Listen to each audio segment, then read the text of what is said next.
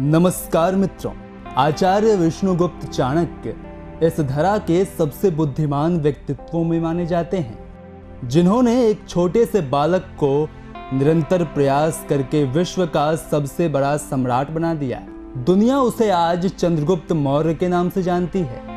उनका कहा एक एक शब्द पथभ्रष्ट लोगों के लिए पथ प्रदर्शक का कार्य करती है।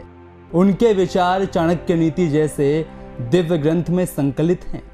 इस नीति ग्रंथ की रचना स्वयं चाणक्य ने किया है। आइए आज आपको उनके कुछ अद्भुत विचारों से अवगत करवाएं।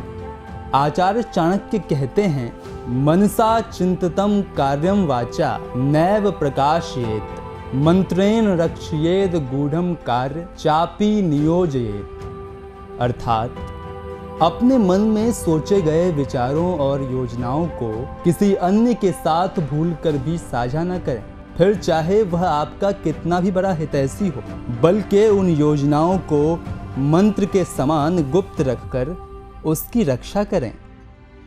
चाणक्य ऐसा इसलिए कहते हैं क्योंकि कोई अन्य व्यक्ति आपके द्वारा बनाई गई योजना पर कार्य करके आपका श्रेय और सम्मान दोनों आपसे छीन सकता है। साथ ही राज जानने से वह व्यक्ति आपको हानि भी पहुंचा सकता है।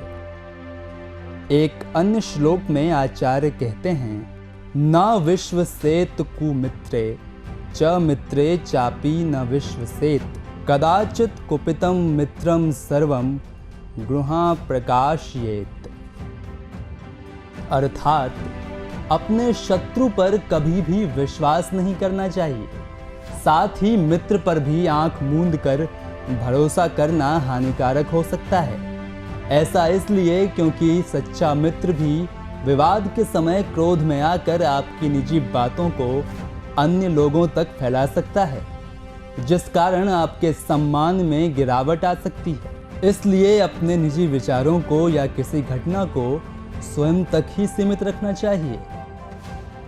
आचार्य चाणक्य अपने एक अन्य विचार में कहते हैं कि किसी भी व्यक्ति को आवश्यकता से अधिक सीधा नहीं होना चाहिए, जिसके लिए वह पेड़ों का उदाहरण देते हैं। जैसे अक्सर सीधे तने वाले पेड़ ही काटे जाते हैं, टेढ़े को कोई नहीं छूता।